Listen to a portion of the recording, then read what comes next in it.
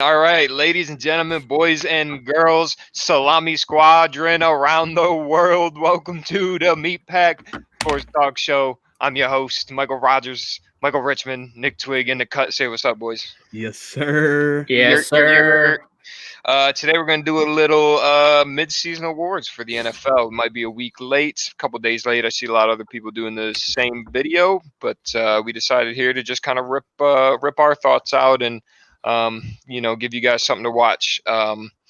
So I think we're going to start.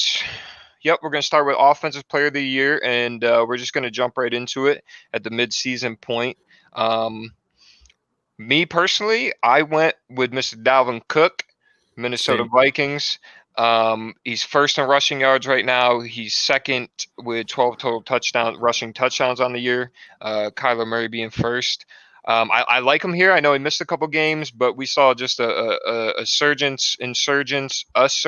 What's the word? Ascendant. I don't know. From All him that. last year, just everything. And we're kind of seeing him continue to do that, especially over the past couple weeks. This is only like his fourth year in the league, but I think he's proven him and Derrick Henry to me are right there. I have kind of Derrick Henry here as my runner-up, with a possibility of maybe Alvin Kamara down there in Saints, just because of what he's able to do on the receiving end. But yeah, I just like Dalvin Cook. I think he's just going to get better each week because that team's not very good. They're probably just going to start feeding him a lot, get those numbers up. I saw something he's projected to possibly get like 1,700 yards and around 20 touchdowns, but I don't know who you guys just pick for that. I had the same thing as you. I had Dalvin Cook as well. He's coming off 12 touchdowns on the year. He's got back-to-back 200 all-purpose yard games, which is just insane as well. Yeah. Beast. And even after missing a couple games, he's only five scrimmage yards behind Kamara for the league lead. Mhm. And yeah, I think at this point he's got to be the leader for Offensive Player of the Year. The only other player that might sneak in there is Devontae Adams. He's only played in 6 games, but in 6 of those games he had 3 touchdowns in each.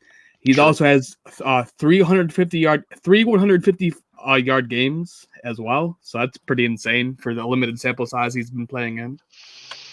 Yeah, I actually went with an oddball pick here. I did not go running back. I went receiver, and I did not say Devontae Adams. I said Mr. DK Metcalf.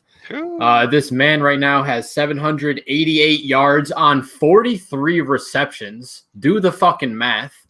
He's got 8 touchdowns. Stupid. This man, everyone's seen that photo, just that freak human. He's just a natural born athlete. I think he's going to be the best in the league for years to come. And I don't even know, we're not going to see a year that he doesn't make the Pro Bowl, I don't think. As soon as he's able to make turns, he's going to be a freak. He doesn't even really run. And routes. That's what everyone says. And the man can run routes. He just doesn't have those brake pedals. And that's that one negative thing about him. He just doesn't really have the ability to turn on a dime, but he doesn't have to with his style of play. He's just such a fucking animal. I went with DK Metcalf here. Yeah, I like those picks. I didn't even think about putting a receiver in that conversation, only because that more or less depends on the quarterback. But yeah, I'm okay with those. In 5 years from now, though, do we see DK being the best receiver in the league? I do. It's Devontae Adams to me right now. He's just a tier above Devontae everyone. Adams is on another one right now, dude. That dude's off a bean right now, playing his ass off. But so what were the locks there? I had D Cook. I think me and Twig both did. Mike, you had DK. Yeah, I'm not mad at that. That dude's been balling. Throw a 70-yard moon ball to him, dude. He's gonna fucking figure out how to catch that shit. Keep it moving. But I like that there. So that's our Offensive Player of the Year picks for the midway season. Going to move right on to Defensive Player of the Year. Now, for me, there was a couple guys that were close here. As far as D linemen go, you have Myles Garrett, Aaron Darnold, and I really, really like TJ Watt, but I think I'm going to go with Myles Garrett here. What are you laughing at, dog? I said Aaron Darnold. Aaron Darnold, my bad, dude. We're about to watch Sam Darnold here in an hour and a half, but I got to go with Myles Garrett on this one. I've just been low-key rooting for the Browns this season.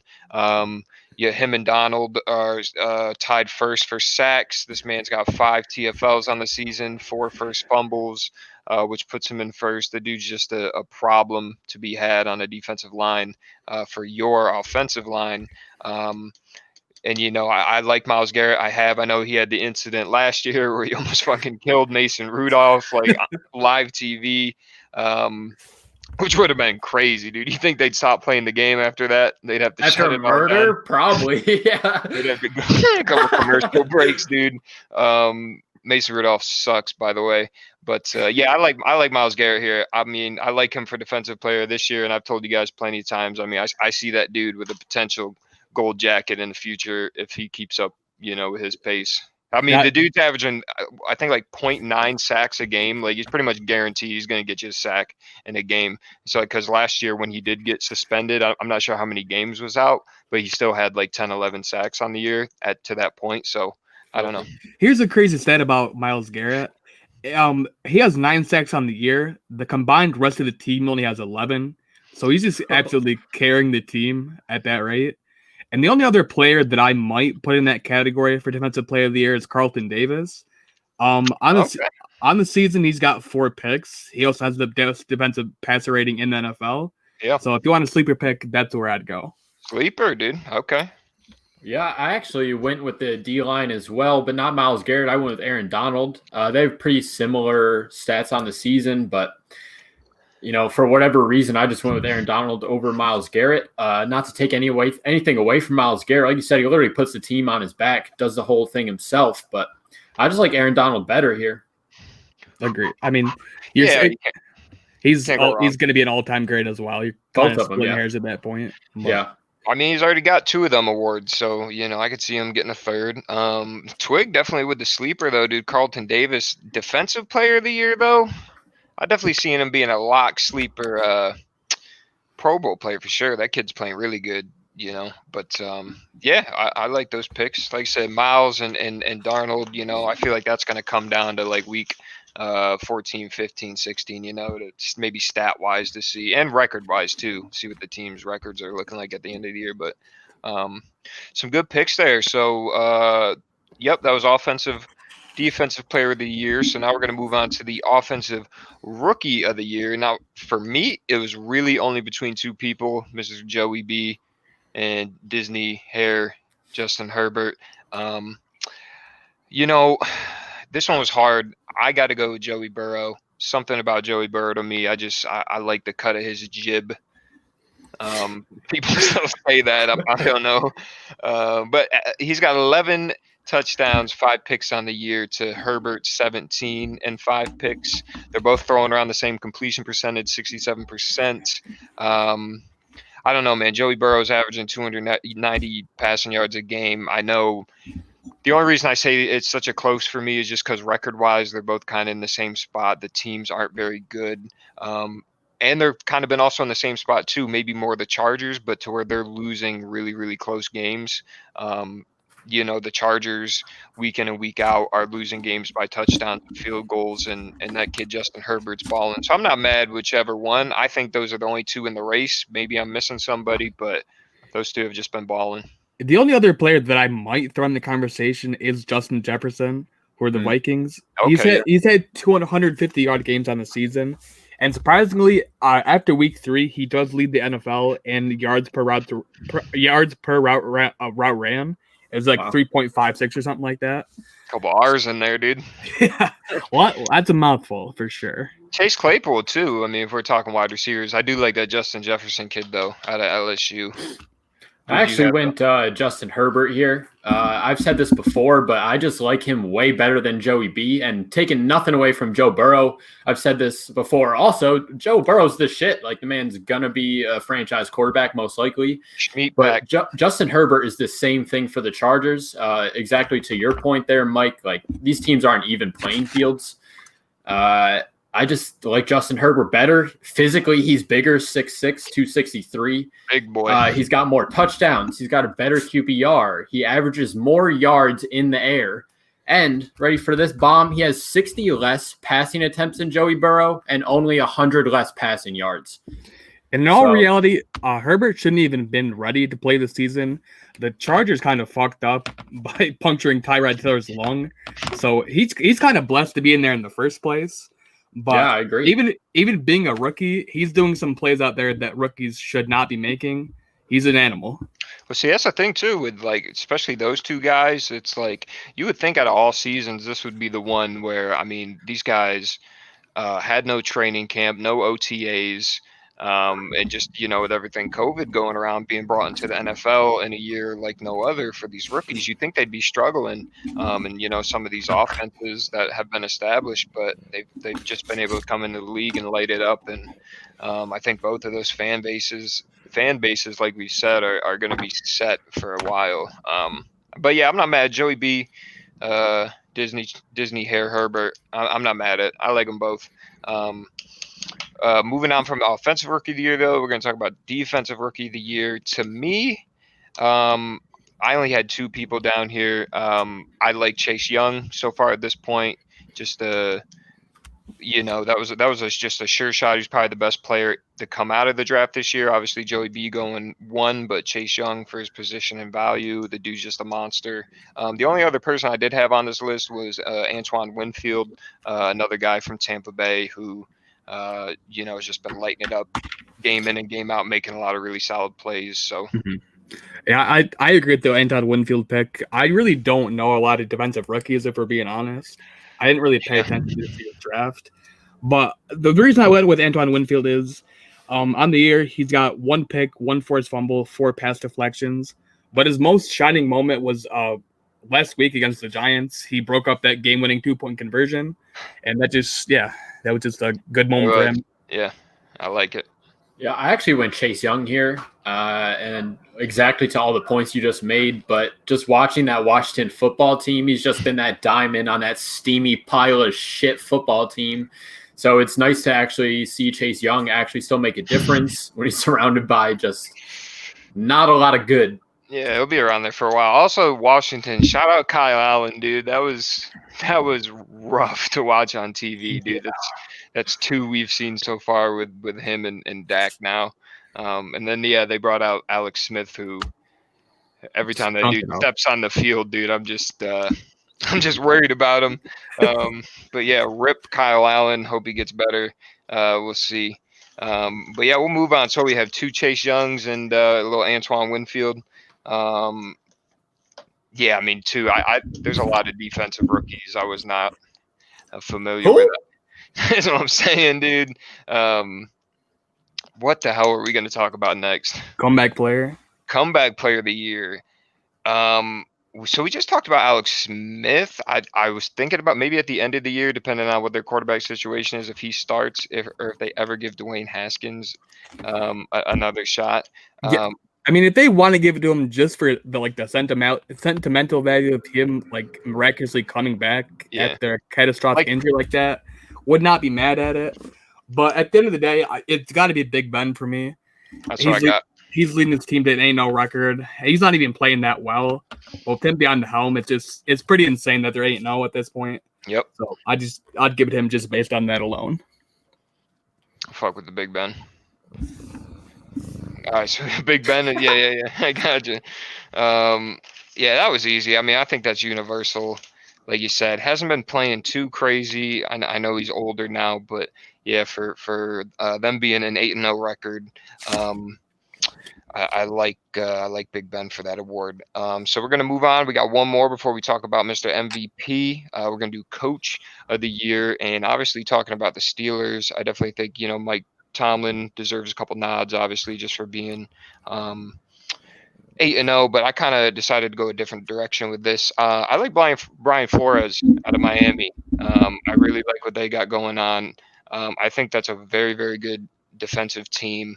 Like I said, last year they started out 1-7, and then kind of went on a run there towards the end. And some teams just lose games. I don't know the best way to say it, but I guess look good in a loss or can take away a lot of positives from losing. And I think the Dolphins last year had a lot of that going on. And I mean, obviously they're 5-3 right now. The record's not too crazy, but they have a real shot of making the playoffs in the AFC East. And I just like what Brian Flores has built. He knew, hey, we're going to bring on some rookie quarterback, whether it's Tua or Herbert. We're going to build up this defense. We'll go pay for a corner and Byron Jones. They still have a bunch of draft capital. You have a really good guy in Fitzpatrick that's going to be able to teach Tua for the rest of the year. So I just like the culture they've built down in Miami, and I like Brian Flores. I think he's going to be the one Belichick disciple that works. The only other guy, real quick, I'll send it over to y'all, was Cliff Kingsbury with the Cardinals, just for what he's been able to do this year and just how potent and efficient that offense has been. But I'll leave the rest to y'all.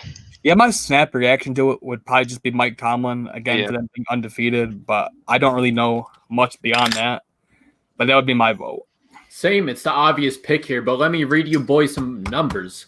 Mike Tomlin is undefeated undefeated this season, and he hasn't had a losing season in his entire coaching career, 14 seasons. That's an insane stat. Not one losing season. He's got 8 playoff runs, 6 division titles, 3 AFC championship games, 2 Super Bowl appearances, and 1 Super Bowl win. Just alone on the numbers, that's a Hall of Fame coach. Oh, yeah. And then just one other thing about Mike Tomlin is just the way he handles the media is great, especially this year when everything was going down with COVID. And the Steelers were one of the first teams to really get messed up by the NFL's protocols.